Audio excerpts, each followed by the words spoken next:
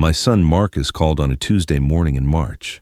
Not unusual. He called every few weeks, always brief, always the same questions. How's the weather? How's your health? Did you watch the game? Surface level? Safe. The kind of conversations you have with someone you're supposed to care about but don't really know anymore. But this call was different. He wasn't calling to check on me. He was calling to get access, and I didn't realize it yet, but he already had it. "Dad, I've been thinking," Marcus said. His voice had that careful tone, the one he used when he wanted something. "You're turning 76 next month. That's a lot of paperwork to manage. Bills, investments, property taxes. It's a lot." I was sitting in my recliner, coffee going cold on the side table. The morning sun hit the empty chair across from me. Carol's chair. 2 years gone and I still couldn't sit in it. "I manage fine," I said. "I know you do. But what if something happens? What if you're in the hospital and can't access your accounts?" He paused. "I'm just saying, it might be smart to add me to your accounts, just as a backup, for emergencies." There it was, the offer, wrapped in concern, delivered with just enough hesitation to sound reluctant. "I'll think about it," I said. "Dad, I'm serious. I'm not trying to take over. I just want to help, make things easier for you. Help." That word sat heavy in my chest. My wife Carol had been gone for 2 years. Pancreatic cancer. Diagnosis to funeral in 4 months. Fast and brutal. In the end, it was just me and Marcus, my only child, the man who now called every few weeks and asked about the weather. We used to be close. Little league games, camping trips, teaching him to drive. But somewhere along the way, we'd become strangers. "Let me think about it," I repeated. We hung up. I sat there for a long time. The house was quiet. Too quiet. Carol would have known what to say, but Carol wasn't here, and Marcus was pushing, and something about this call felt wrong. Wrong in a way I couldn't name yet, but would soon understand. Most people watching these stories aren't subscribed. The ones who truly enjoy this kind of content always stay. It wasn't the first time Marcus had brought up my finances. 6 months earlier, during a weekend visit to his place, his wife Ashley had asked how much my house was worth. We were at the kitchen island. Marcus was cutting slices at the counter. The kids were on their phones. "Just curious," she said, like it was small talk. "Real estate's crazy right now. Your neighborhood must be worth a fortune, right?" "Enough," I'd said. Marcus had jumped in. "Dad's sitting on prime property. 3-bedroom ranch, half an acre, great schools nearby. Probably worth $400,000 easily." He'd said it with pride, like he was appraising an investment property, not his childhood home, an asset. Then, in January, Marcus had called with another suggestion. "Dad, you've got money spread across 3 banks. That's inefficient. Let me help you consolidate everything. I know a guy at my bank. Great rates. I can set up an appointment." "I'm organized," I'd said. "I know, but wouldn't it be easier to have everything in one place? One account he could access?" I'd declined. He'd sounded disappointed. "I'm just trying to help, Dad." There was that word again. Help. But I didn't need help. I'd been managing money since before Marcus was born. I knew what I was doing. Still, that conversation stuck with me. The way he'd framed it, like I was the problem for wanting to stay independent. Now, in March, he was back, this time asking for direct access. I called my bank the next day, not to add Marcus, to check my statements. The banker's name was Jennifer, mid-40s, professional, warm smile. "What can I do for you today?" she asked. "I want to review my account activity," I said. "Everything. Last 12 months. She pulled up my accounts. Checking, savings, investment portfolio. I'd been with this bank for 30 years. They knew me. I knew them. "Anything specific you're looking for?" Jennifer asked. "Just checking," I said. She printed the statements. "Checking account first." I scanned the transactions, utility bills, groceries, property taxes, all normal. Then I saw it. A transfer. $1,200 outgoing. January 15th, memo line, home repair, roof. I didn't have roof work done in January. "What's this?" I asked, pointing. Jennifer leaned over. "Looks like a transfer to an external account. Do you recognize the account number?" I didn't. She clicked a few keys. "The transfer was initiated online, from your account. Do you use online banking?" "No, I never set it up." She paused. "Do you have anyone else with access to your account?" "No one." Her expression shifted. Professional concern. Sir, I think we should look into this." We pulled up the savings account statements next.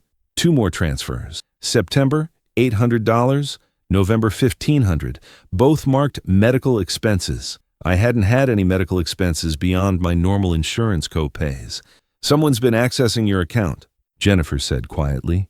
Do you know anyone who might have your login information?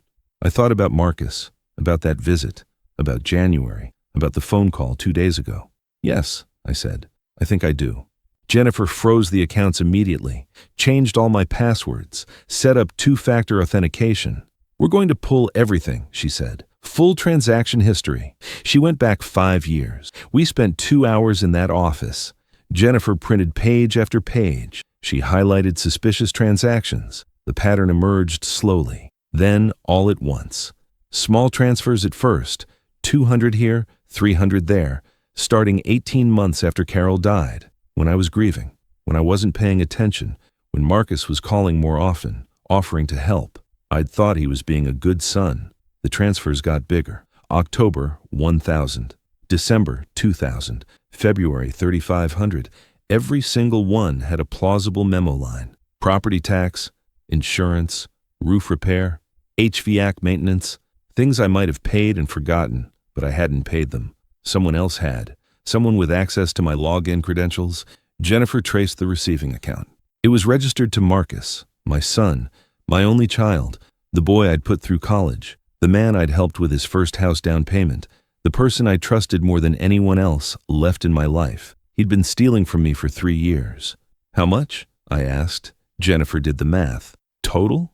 Just over $48,000. The room went quiet. $48,000. Not enough to ruin me. I had savings, investments, Social Security. I was comfortable, but enough to hurt, enough to know it was intentional. What do you want to do? Jennifer asked. I looked at the printouts, at Marcus's name on the receiving account, at 3 years of lies wrapped in concern, delivered with a smile. I want copies of everything, I said, and I want to talk to someone about fraud. His name was Richard, estate attorney, 50-something, sharp suit, sharper eyes. I laid out the bank statements on his desk. My son's been stealing from me, I said. Richard scanned the documents, didn't react, just read. Methodical, professional. How did he access your accounts? He asked. I don't know. I never gave him my passwords, never added him as a joint holder. Does he have access to your computer, your phone? I thought about it. Marcus had been to my house dozens of times since Carol died. He'd helped me set up my laptop after I bought it, showed me how to check email, how to pay bills online. He could have written down my passwords then, or installed something, or just memorized them when I wasn't looking. It's possible, I said. Richard nodded. This is textbook financial elder abuse. Your son had access, motive, and opportunity. The transfers are documented. You have grounds for criminal charges. I don't want to send my son to jail. Then what do you want? I sat back, thought about Carol, about what she would say. She'd tell me to forgive him, to talk to him, to give him a chance to explain. But Carol had never seen these bank statements. She'd never heard Marcus offer to help, while his hand was already in my wallet. She'd never felt what I was feeling right now, the sick realization that my own son had been lying to my face for 3 years. I want him to know, I said, and I want him out of my will. Richard opened his laptop. I can draft an amendment, remove him as beneficiary, add a no contest clause. If he challenges it, he gets nothing. Do it. What about your estate? Who gets it if not Marcus? I thought about my sister in Ohio, about the local food bank where I volunteered every Thursday, about the animal shelter where Carol used to take me on weekends. I'll figure it out, I said. Just get him out. Richard drafted the amendment that afternoon. I signed it 2 days later, notarized, filed, legal. Marcus didn't know yet, but he would. I called Marcus on a Saturday morning in April. The dogwoods were blooming outside. Dad, hey, what's up? His voice was casual, normal. I need to talk to you, I said. My voice wasn't. Is this a good time, or can you come by? When? Today? Now? Long pause. Is everything okay? Just come over. He arrived 50 minutes later, alone. I was waiting in the living room. The bank statements were spread across the coffee table. 5 years of printouts, flagged and organized. Marcus saw them the moment he walked in. His face didn't change much, but I'd known this face for 39 years. I saw the flicker, the tightening around his eyes, guilt. What's this? He asked. You tell me. He picked up the top page, scanned it, set it down. Dad, I don't understand. You've been taking money from my account for 3 years. What? No, I haven't. Marcus, I pointed at the statements. Your name is on the receiving account. The bank traced it. Every transfer. Went to you. He went pale. Then, Dad, I can explain. Explain.